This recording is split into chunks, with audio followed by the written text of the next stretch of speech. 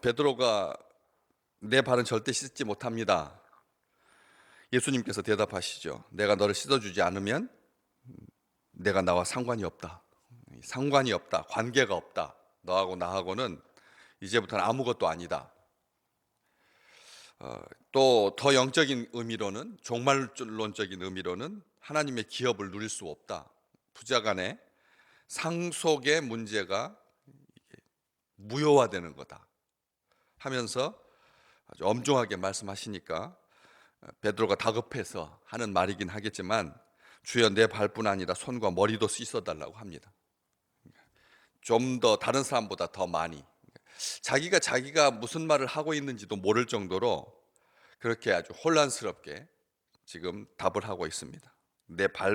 주님은 지금 제자들의 발만 씻고 계시는데 손과 머리도 씻어달라고 하십니다. 보통 손님들을 대접할 때 유대 사회에서 이 목욕하고 잔치에 참여하거든.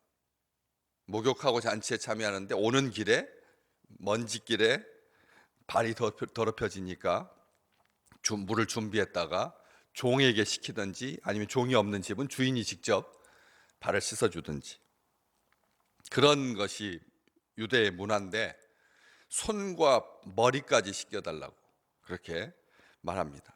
좀 과하게 요청을 하죠. 그랬더니 예수님께서 이미 목욕한 자는 발밖에 씻을 필요가 없다. 다 아는 내용입니다.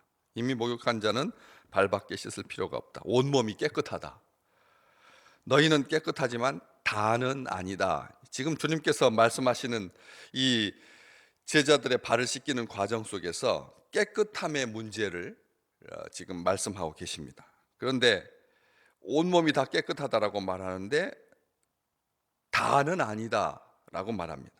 11절 말씀에 자기를 팔 자가 누구인지 아시고 그러므로 다는 깨끗하지 않다라고 말씀하셨다. 요한은 그렇게 설명을 하고 있는 것을 봅니다. 따라서 깨끗하지 않다라고 하는 말, 다는 아니다라고 하는 이 말이 우리로 하여금 여러 가지를 생각하게 하는 것이죠.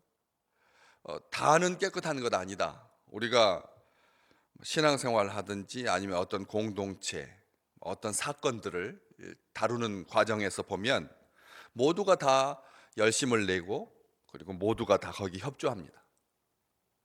그런데 다는 아니라고 분명히 말씀하십니다. 다시 말하면 이 지상에서 가장 온전한 것일지라도, 예배일지라도, 이 지상에서 가장 온전한 선교일지라도, 예수님께 드리는 그런 어떤 마음일지라도 다가 깨끗한 것은 아니다. 우리 주님께서 그렇게 말씀을 하고 계십니다. 여기서 깨끗하다라고 하는 말은 팔자가 있다. 예수님의 구원을 방해하고 예수님의 축복을 방해할 자가 있다라고 말씀하십니다. 요한은 이 기사를 쓰면서 예수님께서 가룟 유다에 대해서 차라리 나지 않았으면 좋았을 것을 이라고 말할 정도로 굉장히 안타까워하셨습니다.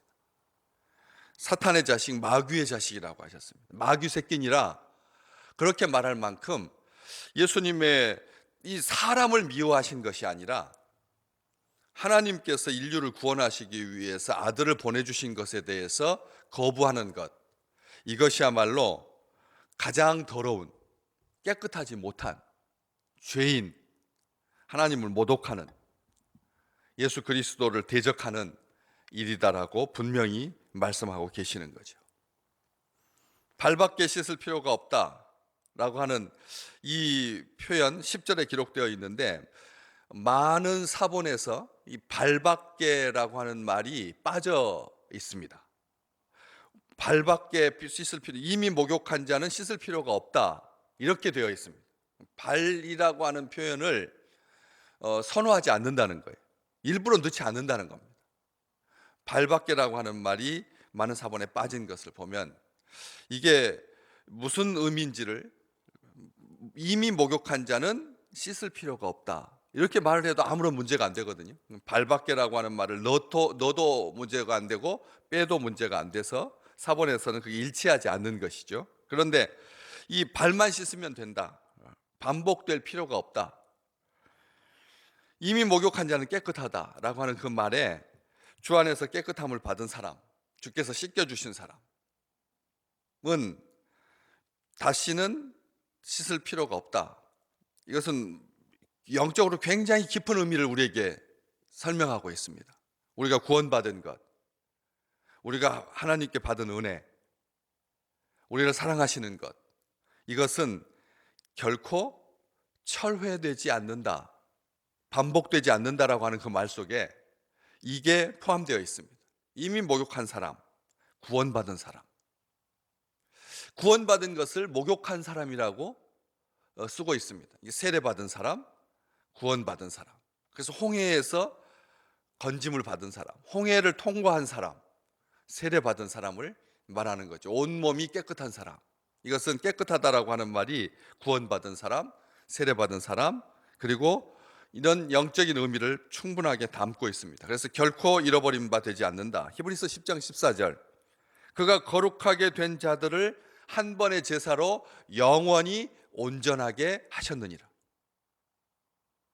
거룩한 사람들, 구원받은 사람들, 이미 목욕한 사람들을 우리 주님께서 한 번의 제사로 영원히 온전하게 하셨다.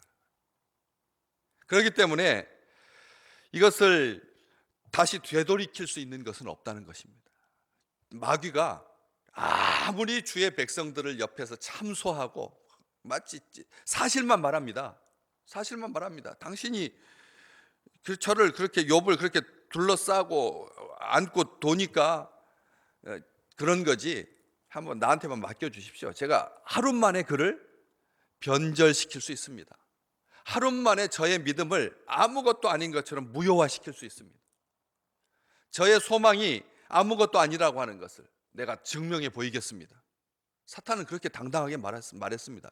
욥인데도, 당대의 의인이라고 일컬어지던 욥인데도 사탄은 말할 때 자신 있게 말했습니다. 인류 가운데서 내가 못 넘어뜨릴 사람은 없습니다. 내가 증명해 보이겠습니다. 당신을 향해서 대적하고 욕하게끔 만들어 보이겠습니다. 그렇게 말했거든. 사탄은 그렇게 우리를 참소합니다. 무효화시키려고 합니다. 구원을 엎으려고 한다는 것입니다.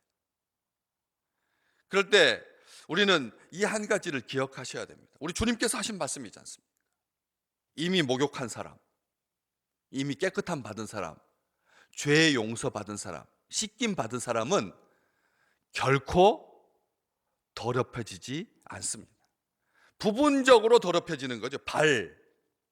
감추어진 부분. 위쪽은 안 더럽혀지는데 발이 더럽혀집니다.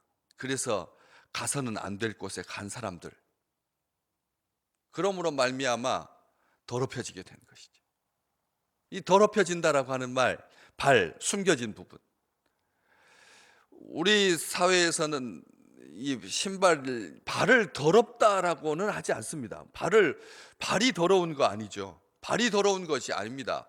못 갈 곳, 안 갈 곳을 갔기 때문에 더러워지는 거지, 발이 더러워지는 것이 아닙니다. 발은 오히려 다른 어떤 신체보다도 깨끗한 상태로 양말 속에 있기 때문에 깨끗합니다. 노출된 부분이 위험한 거죠. 손 때문에 감염되는 거지 발 때문에 감염되는 것 아닙니다. 오히려 발이 더 건강하고 깨끗합니다. 그렇기 때문에 주님께서 하신 이 말씀에 비추어서 예수 그리스도를 믿는 자에게 주신 은혜는 결코 철회되거나 변경되지 않는다라고 하는 것을 잊지 마시기 바랍니다. 우리를 향하실 하나님의 사랑과 하나님의 구원은 변경될 수 없다는, 아무리 사탄이 옆에서 저는 틀림없이 당신을 저주하고 죽을 것입니다, 이렇게 말할지라도 우리 주님께서 이미 말씀하셨는데, 한번 목욕한 사람, 이미 목욕한 자는 발밖에 씻을 필요가 없다. 온몸이 깨끗하니라. 온몸이 깨끗하니라. 온전하니라. 하나님 앞에서 우리의 신분은 옛사람이 죽고 새사람이 된 사람들, 변화된 사람들, 하나님의 자녀입니다. 예수 안에 들어온 자는 사망에서 생명으로 옮겨진 자라고 요한복음은 분명하게 기록하고 있습니다. 사망에서 생명으로 옮겼다. 이미 깨끗하다. 용서받았다. 하나님의 자녀다. 그의 소유다. 그리스도와 상관이 있는 사람입니다. 우리는 주님과 상관이 있는 사람, 관계가 있는 사람. 어제도 말씀드렸지만 이 상관이라고 하는 말은 부분이다, 파트다라고 말씀드렸습니다. 그리스도의 몸인 것이죠. 파트입니다. 한 부분을 가지고 있습니다. 하나님 나라의 몫을 상속받은 자입니다. 이미 우리는 하나님의 나라의 몫을 상속받은 사람들입니다. 때문에 이것을 무효화시킬 수 있는 그리스도의 보혈로 말미암아 우리가 깨끗하게 되었는데 어떻게 이것을 무효화시킬 수가 있습니까? 주님의 보혈을 무효화시킬 수 있는 것은 없습니다. 우주에도 없고 역사에도 없고 앞으로도 없고 전에도 없고 지금도 없습니다. 오늘 우리가 사는 삶은 보혈의 은총으로 사는 것입니다. 이것은 사탄의 참소는 예수님의 보혈보다 클 수 없습니다. 비교해서도 죄송하지만 우리 주님께 주님의 보혈을 능가하는 참소는, 더럽힘은 있을 수가 없다는 것입니다. 죄 짓고 살라는 말 아니죠. 우리가 어떠한 실수를 할지라도, 그리고 또 죄책을 가지기 쉽습니다. 내가 그 어려울 때 더 주님께 가까이 있어야 되는데 그러지 못한 것에 대해서 안타까운 마음을 가질 때가 있습니다. 그렇지만 보혈은 능력이 있습니다. 죄를 용서할 뿐만 아니라 죄책을 제거하고 마음을 정화하고 나아가서 생각과 양심을 깨끗하게 합니다. 예수 믿는 백성들은 보혈의 능력으로 사는 것입니다. 내가 목욕하는 것이 아니라 주님께서 씻겨주시는 거죠. 주님께서 용서해 주시는 것입니다. 출애굽기 12장 13절, 내가 피를 볼 때에 너희를 넘어가리라. 6월절의 그 근본 정신이 예수 그리스도의 피를 볼 때에 내가 너희를 넘어갈 것이다, 지나갈 것이다, 죽이지 않을 것이다, 책망하지 않을 것이다.